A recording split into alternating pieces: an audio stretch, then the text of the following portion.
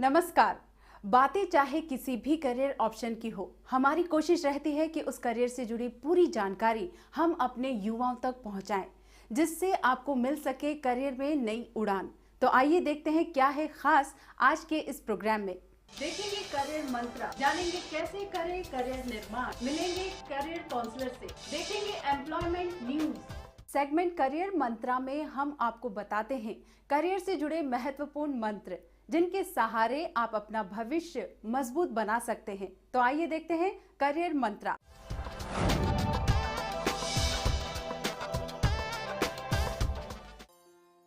Class 12 के board exam में चंद महीनों का वक्त बचा है।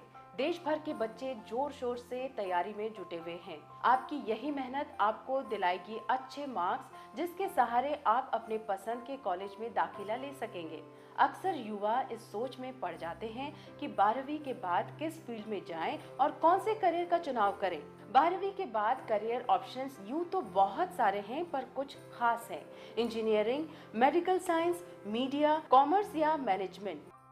इंजीनियरिंग की पढ़ाई करने के लिए ये आवश्यक है कि आप फिजिक्स, केमिस्ट्री, मैथ्स के छात्र हों।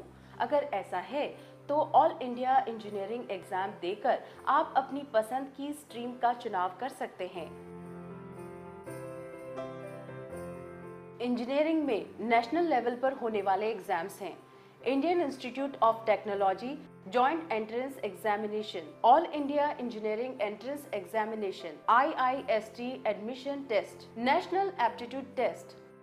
स्टेट लेवल पर होने वाले कुछ एग्जाम्स हैं: Uttar Pradesh state entrance exam, Uttarakhand common entrance exam, Tamil Nadu engineering admissions. In engineering field, every day we see the technology, it is updating. Plenty of opportunities are there. In the sense, maybe in the manufacturing field, in design field, in automotive sector, in IT industry, especially IT industry, that programming particular part, it is a plenty of opportunities are there. इस दुनिया में हर जगह electronics का इस्तेमाल होता है। हर किसी के पास गैजेट्स होते हैं। करियर के हिसाब से अगर सोचें तो इलेक्ट्रॉनिक्स का बहुत स्कोप है। हर कोई इलेक्ट्रॉनिक्स गैजेट्स के बिना रह नहीं सकता, अगर चाहे वो स्मार्टफोन हो या स्मार्ट रेफ्रिजरेटर। और करियर के हिसाब से भी ये बहुत महत्वपूर्ण है कि हम इलेक्ट्रॉनिक्स के बारे में पढ़ें। मेडिकल साइंस भी एक ऑप्शन है, जिसे आप 12वीं के बाद चुनकर शुरुआत कर सकते हैं। Pharmacy, health management, MBBS, BDS में आप अपना भविष्य उज्जवल बना सकते हैं। मेडिकल के क्षेत्र में होने वाले एग्जाम्स हैं: CBSE all India pre medical test, BHU all India pre medical test, DU medical dental entrance test, AFMC entrance exam. तो इसका स्कोप बहुत ही है, क्योंकि इतनी सारी अस्पताल बनने वाले हैं और इतने सारे बेड्स खोलने की ज़रूरत है। मेन इशू हमें प्रोफेशनल्स की ज़रूरत है जो हॉस्पिटल प्रोफेशनली चलाना जानते हैं या पब्लिक हेल्थ में प्रोफेशनली काम करना जानते हैं। मीडिया का फील्ड भी एक अच्छा करियर ऑप्शन हो सकता है। 12वीं के बाद किसी अच्छे कॉलेज में दाखिला लेकर बैचलर्स की डिग्री हासिल कर सकते हैं। पत्रकारिता का ये फील्ड अट्रैक्टिव होने के साथ साथ जॉब अपॉर्चुनिटीज से लबरेज है। मीडिया के क्षेत्र में होने वाले एग्जाम्स हैं: IIMC journalism entrance exam, Jamia Millia Islamia entrance exam, combined journalism entrance test, Xavier Institute of Communication exam.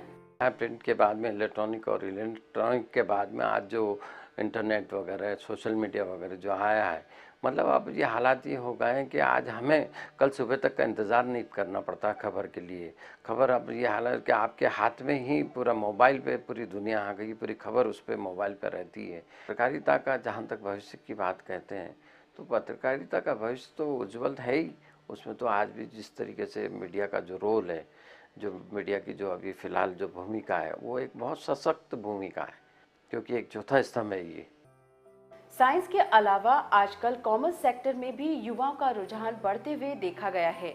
Commerce के स्टूडेंट्स 12वीं के बाद BCom, BBA करके बैंकिंग सेक्टर को अपने करियर के तौर पर अपना सकते हैं, या फिर CA, CS का कोर्स करके भी बेहतर भविष्य बना सकते हैं। बैंकिंग इंडस्ट्री को भी बहुत कुछ अभी आगे ले जाना है। माइक्रो क्रेडिट फाइनेंस की अगर बात करते हैं तो उसमें भी अभी हम लोग बहुत ही इनिशियल स्टेज पर हैं। तो इन तमाम चीज़ों को देख करके ये इंडस्ट्री ने महसूस किया और ये प्लानिंग कमीशन का अपना एक प्रोडिक्शन है कि अगले आने वाले 3 साल में इस देश को 5 लाख से ज़्यादा accounting and banking financial professionals की जरूरत हो। 5 साल में financial service sector 40% per annum growth कर रहा है। इसमें बैंकिंग है, इंश्योरेंस है, म्यूचुअल फंड है, अकाउंटिंग है। इन सब फील्ड्स के अलावा भी और बहुत सारे करियर ऑप्शंस अवेलेबल हैं। बस जरूरत है तो इस बात की कि अपने पसंद के फील्ड को चुनकर उसके लिए तैयारी करने की। आइए मिलते हैं करियर काउंसलर से, जानेंगे क्या है खास उनके पास।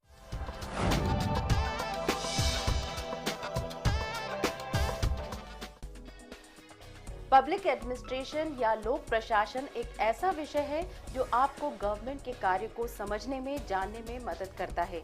आइए जानते हैं काउंसलर से कि क्या है public administration. Indian Institute of public administration नई दिल्ली में स्थित भारतीय लोक प्रशासन संस्थान इसका सर्वोच्च और शीर्षस्थ संस्थान है, जो कि लोक प्रशासन से जुड़े हुए अध्ययन, अध्यापन और शोध का कार्य करता है।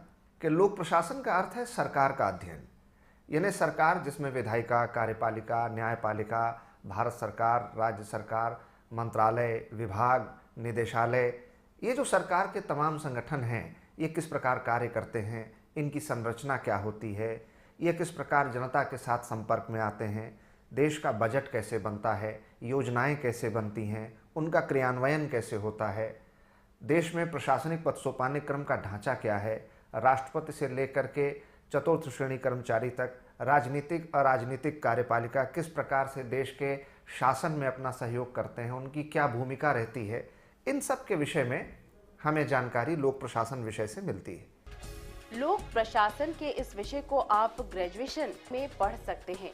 आप किसी अच्छे कॉलेज से मास्टर्स इन पब्लिक एडमिनिस्ट्रेशन भी हासिल कर सकते हैं। पब्लिक एडमिनिस्ट्रेशन का कोर्स ग्रेजुएट और पोस्ट ग्रेजुएट 2 लेवल पर शुरू होता है। इसमें बैचलर्स इन आर्ट्स का जब आप कोर्स करते हैं तो बीए में आप एक विषय लोक प्रशासन रख सकते हैं, या फिर दूसरा एमए इन पब्लिक एडमिनिस्ट्रेशन या एमपीए कहलाता है, मास्टर्स इन पब्लिक एडमिनिस्ट्रेशन, यानी कि आप परास्नातक हो सकते हैं लोक प्रशासन में, जिसके लिए 2 माध्यम हैं। एक तो जो हमारे देश के विश्वविद्यालय हैं वहाँ पर लोक प्रशासन पढ़ाया जाता है, जहाँ पर नियमित रूप से कक्षाओं में उसका अध्ययन होता है, उसका पठन पाठ्यक्रम होता है। दूसरा जो हमारा इंदिरा गांधी मुक्त विश्वविद्यालय है वो पत्राचार के माध्यम से भी लोक प्रशासन में अपना पाठ्यक्रम चलाता है। पब्लिक एडमिनिस्ट्रेशन विषय न केवल आपको मदद करता है प्रशासन के कार्य को जानने में, साथ ही ये सब्जेक्ट लोक सेवा में अच्छा प्रमोशन दिलाने में भी मदद कर सकता है। इसलिए लोक प्रशासन का विषय सिर्फ अध्ययन अध्यापन की दृष्टि से ही महत्वपूर्ण नहीं है, बल्कि तमाम प्रशासनिक पदों पर, सिविल सेवा में, रक्षा सेवाओं में जब आप वरिष्ठ पदों पर प्रोन्नति के लिए विचार किए जाते हैं, उस समय जिन लोगों के पास लोक प्रशासन की डिग्री या डिप्लोमा होता है उनको उसमें वरीयता मिलती है, प्रमोशनल प्रेफरेंसेस मिलते हैं। इसके लिए भारत के अलावा हमारे देश की सिविल सेवाओं के जो वरिष्ठ अधिकारी हैं वो John F Kennedy school of public administration या ऐसे ही तमाम देश विदेश के अन्य प्रतिष्ठित स्कूल ऑफ गवर्नेंस हैं, जहां पर इसके लिए डिग्री, डिप्लोमा या रिसर्च के लिए जाते हैं। जो सरकार के द्वारा स्थापित उद्यम हैं जैसे HAL है, BHEL है, इसमें ऐसे कई पद होते हैं जिसमें प्रशासनिक अधिकारियों के पद हेतु लोक प्रशासन की योग्यता मांगी जाती है। इस तरह से आप लोक प्रशासन विषय लेकर के 3 जगह अपना करियर बना सकते हैं। एक तो एकेडमिक्स में यानी कि अध्ययन, अध्यापन और शोध के क्षेत्र में, दूसरा सिविल सेवाओं के क्षेत्र में, और तीसरा लोक उद्यमों में प्रशासनिक अधिकारियों के रूप में। IAS या किसी और लोक सेवा परीक्षा की तैयारी कर रहे स्टूडेंट्स के लिए भी ये सब्जेक्ट काफी फायदेमंद साबित हो सकता है, क्योंकि GS के पेपर में भी इस विषय से संबंधित काफी क्वेश्चंस आते हैं। स्कोप के नजरिए से ये सब्जेक्ट अच्छी अपॉर्चुनिटीज दे सकता है। इसमें केस स्टडी मेथड और problem solving, syndicate method, game theory, इन तमाम तरीकों से सरकार ये पता लगाने की कोशिश इस माध्यम से करती है इस विषय से कि हम देश का और कैसे विकास कर सकते हैं, कैसे जो हमारी वर्तमान समस्याएं हैं उनको दूर किया जा सकता है। और इसके अलावा ये सिविल सेवाओं में, चाहे वो राज्य स्तर की हो या संघ लोक सेवा आयोग की, ये सिविल सेवाओं में बहुत ही लोकप्रिय विषय है, बहुत सफल विषय है। तो जब हम पब्लिक एडमिनिस्ट्रेशन में जाना चाहते हैं, सिविल सेवा में जाना चाहते हैं, लोक प्रशासन का हिस्सा बनना चाहते हैं, तो हमें लोक प्रशासन पढ़ना चाहिए। इसलिए अगर आप देखें तो पिछले कुछ वर्षों में सिविल सेवा में भी ऐसे प्रश्नों की प्रकृति बढ़ी है प्रारंभिक स्तर पर, मुख्य परीक्षा के स्तर पर, जिसमें कि लोक प्रशासन को अनिवार्यता और प्रमुखता दी जा रही है। सामान्य अध्ययन का एक प्रश्न पत्र सिविल सेवा मुख्य परीक्षा में भारतीय संविधान और राज्य व्यवस्था से जुड़ा होता है, और दूसरा एक अन्य प्रश्न पत्र है जो एथिक्स इन गवर्नेंस से है। यानी कि ये सारी वो विषय वस्तु हैं जिनका संबंध लोक प्रशासन से है। इसलिए लोक प्रशासन का करियर एडवांसमेंट में बहुत बड़ा योगदान है। अगर आप लोक सेवा में जाने के इच्छुक हैं तो यह विषय आपको खासा मदद कर सकता है। अब वक्त हो चला है एक छोटे से ब्रेक का। मिलते हैं ब्रेक के बाद।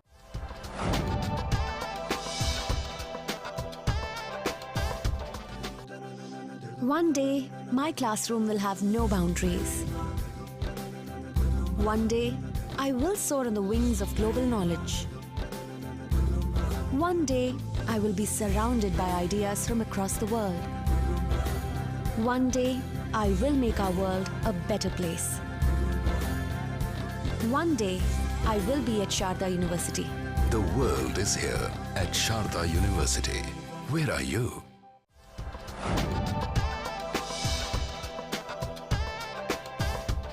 इस हफ्ते करियर दर्पण में हम आपको एक स्पेशल करियर से अवगत करवाएंगे और आपको बताएंगे उससे जुड़े स्कोप और जॉब अपॉर्चुनिटीज के बारे में। देखते हैं करियर दर्पण।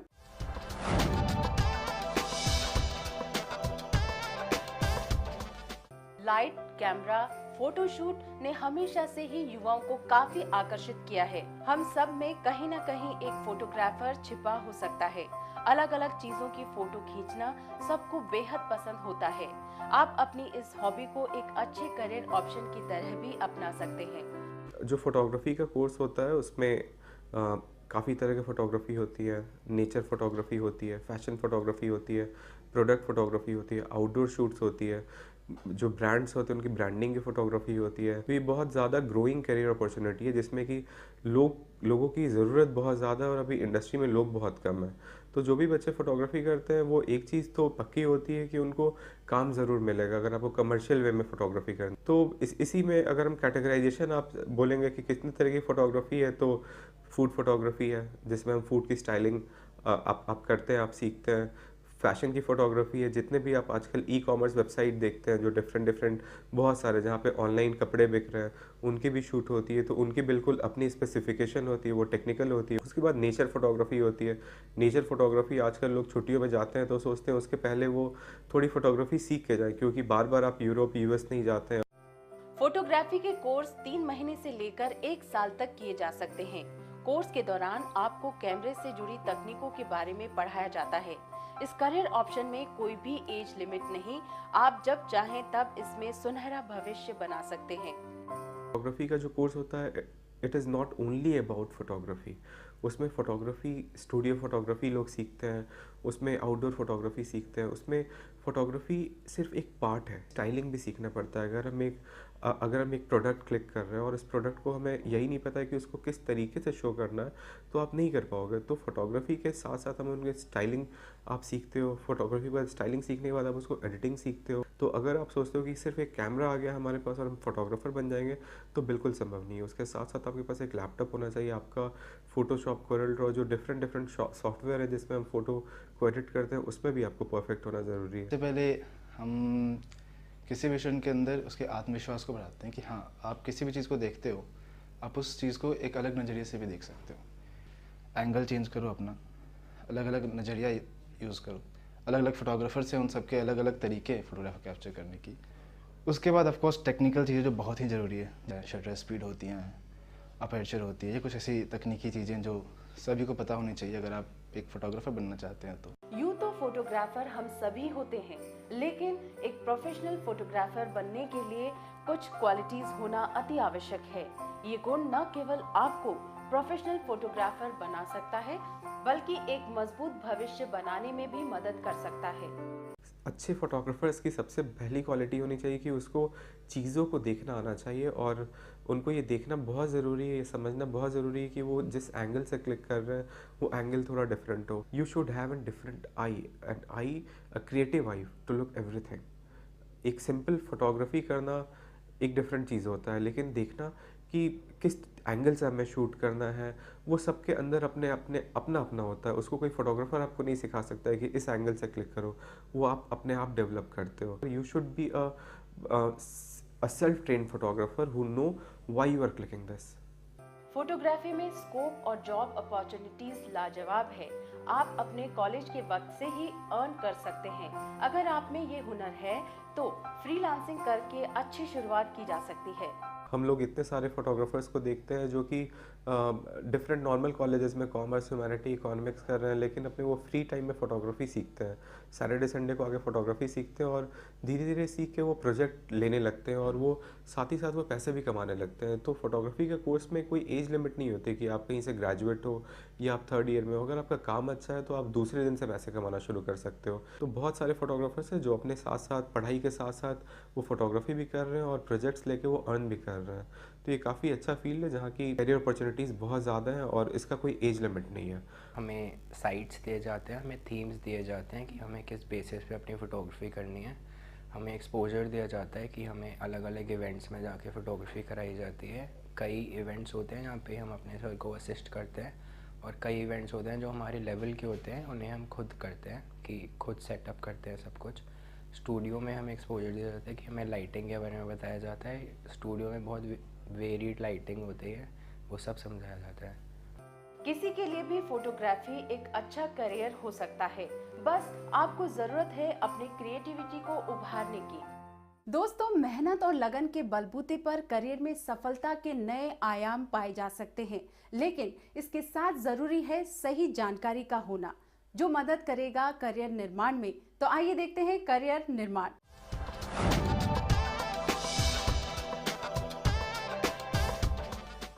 देश को टेक्नोलॉजी से और अपग्रेड करने के लिए अब हार्डवेयर और नेटवर्किंग से तकरीबन 2.5 लाख गांव को जोड़ने की शुरुआत हो चुकी है।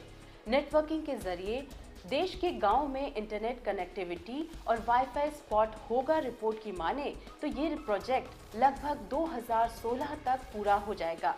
दिन ब दिन बढ़ती टेक्नोलॉजी के साथ साथ हार्डवेयर और नेटवर्किंग के क्षेत्र में नए रोजगार के अवसर युवाओं को प्राप्त हो सकेंगे। Cloud computing, chip level training के साथ साथ आप अपना भविष्य उज्जवल बना सकते हैं।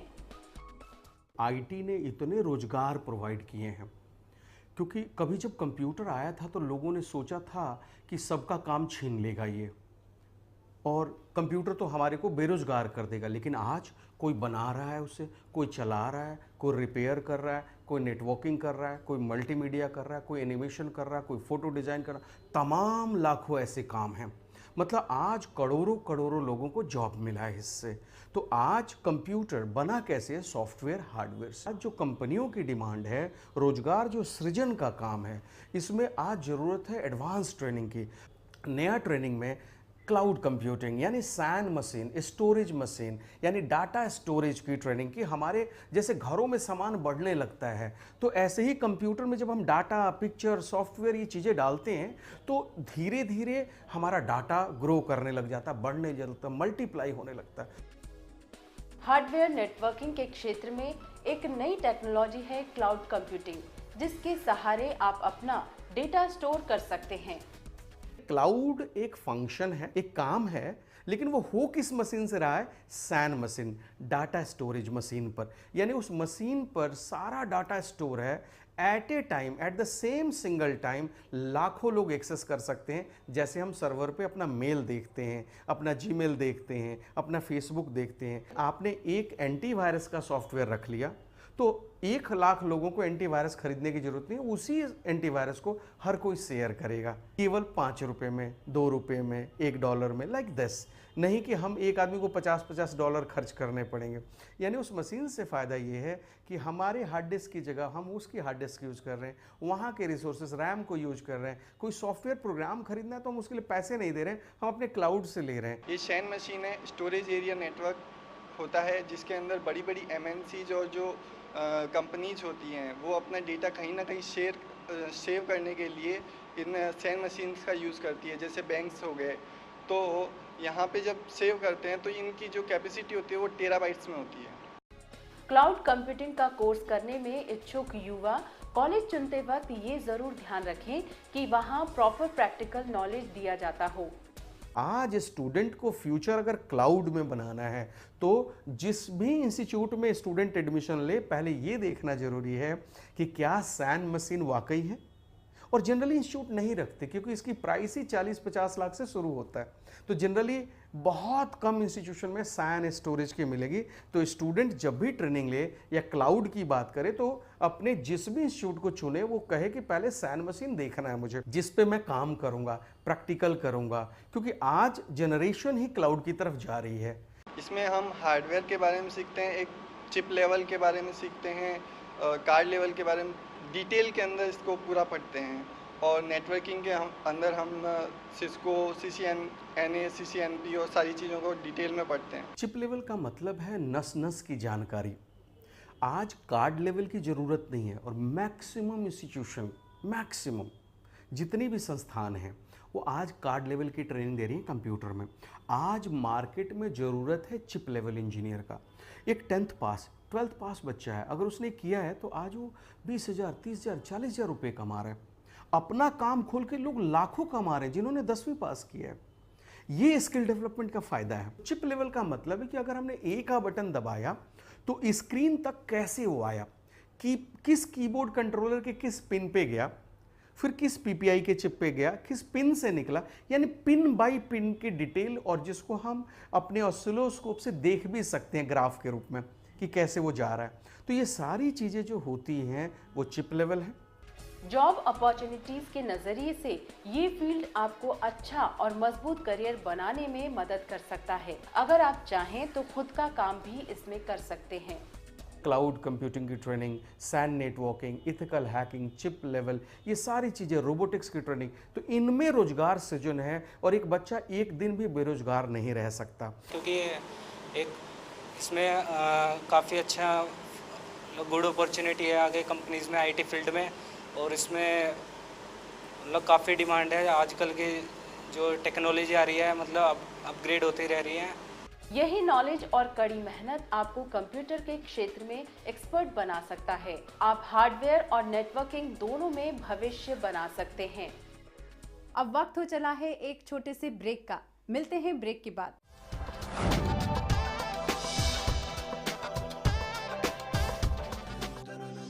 One day, my classroom will have no boundaries. One day, I will soar on the wings of global knowledge. One day, I will be surrounded by ideas from across the world. One day, I will make our world a better place. One day, I will be at Sharda University. The world is here at Sharda University. Where are you?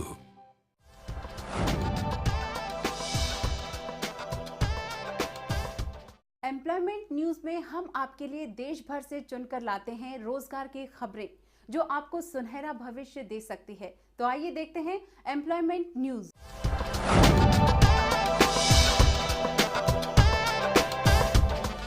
United India insurance company limited में रिक्तियां हैं।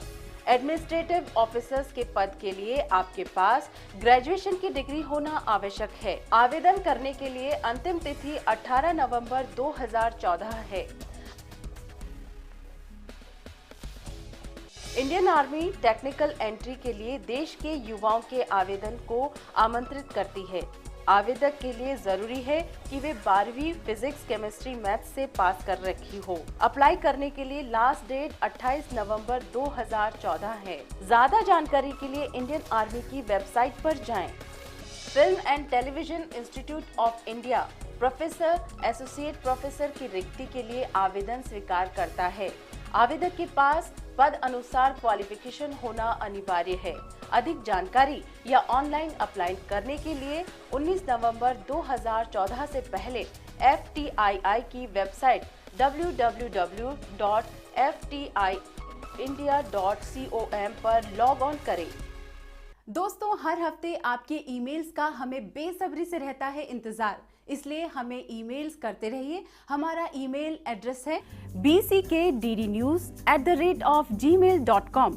आप हमें हमारे Facebook page पर भी follow कर सकते हैं। एपिसोड को दोबारा देखने के लिए आप हमारे YouTube पेज पर भी जाकर सब्सक्राइब कर सकते हैं। फिलहाल करियर की जानकारियों में बस इतना ही। अगले हफ्ते फिर हाजिर होंगे नए करियर के साथ।